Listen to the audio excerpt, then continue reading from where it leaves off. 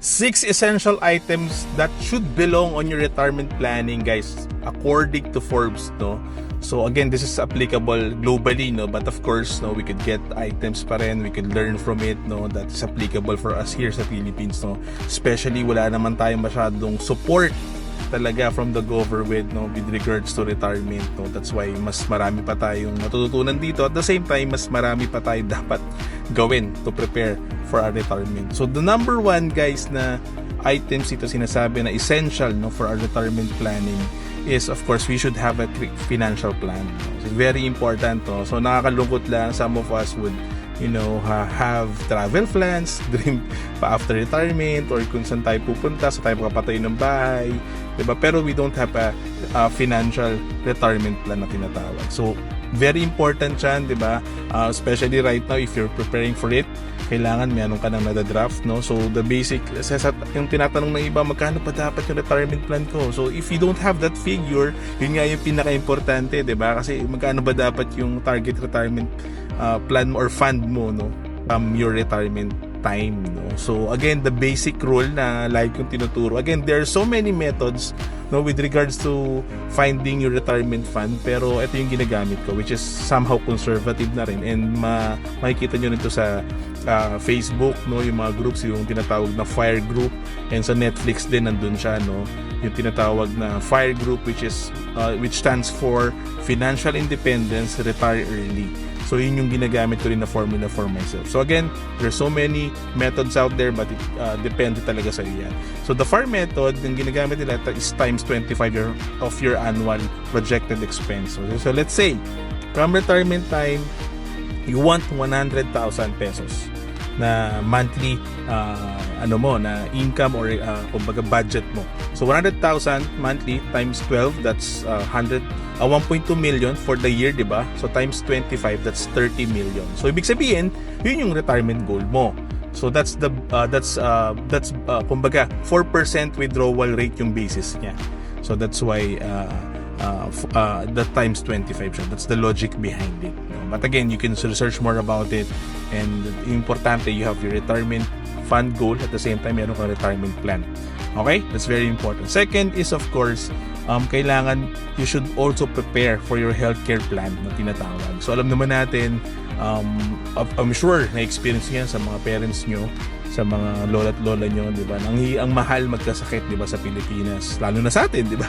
Actually sa buong mundo, pero of course sa atin kumbaga hindi ganun talaga yung healthcare support ng government, di ba?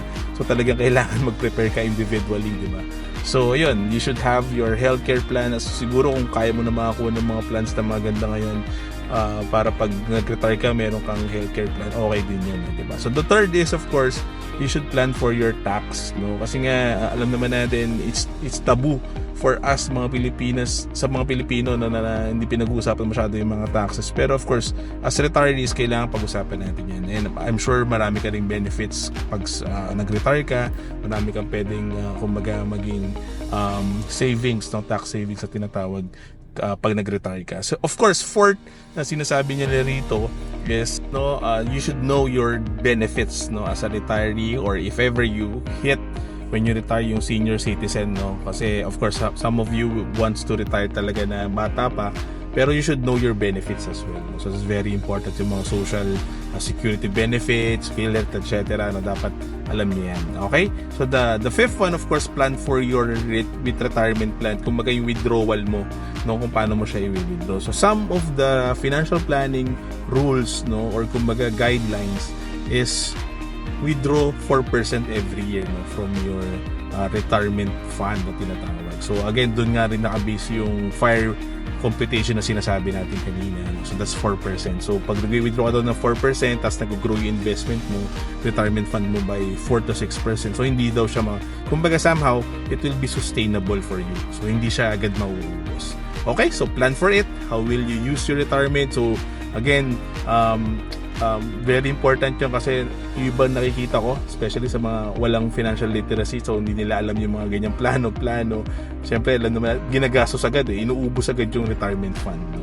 So again, wag natin gayahin yun. We should plan and kumbaga check our withdrawal kung paano natin siya gagawin para hindi agad maubos yung retirement natin, yung retirement fund natin. And of course, the sixth one, the last one, and I think for me is very important, have multiple sources of income pa rin.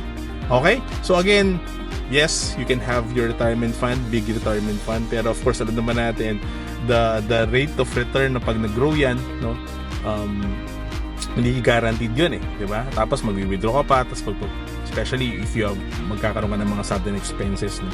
So hindi natin ma-assure talaga yan. That's why it's very important na advice dito na talagang magkaroon ka rin ng other sources of income as much as possible, no? Let's say you can be a consultant, di ba?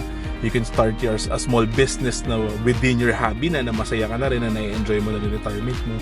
So there are many sources na pwede kang kumbaga mag-sideline, 'di ba? As kumbaga pag nag-retire ka. Pero again, ang maganda rito like what I'm doing right now na for me, for myself, no. Yun nga, bata pa ako pero I feel na retired na rin ako kasi I want to go, kung gusto kong pumunta sa ganito, nakakapunta ako, may gusto kong gawin, ginagawa ko. Pero at the same time, marami pa rin akong kumbaga projects, no, sidelines or income na pwede kong pagkunan ng mga resources of income na tinatawag. So pwede rin yun gawin, no, as retirees. Okay, so thank you so much guys. Hopefully may natutunan kayo. Napakagandang article na ito from Forbes, no. And I encourage you guys as early as possible if you want, especially for those who want to retire early talaga, prepare early then as much as possible. Okay, thank you so much. Stay safe, God bless. Please give me a heart, no, for more personal finance, investment, business, and marketing tips. Bye-bye.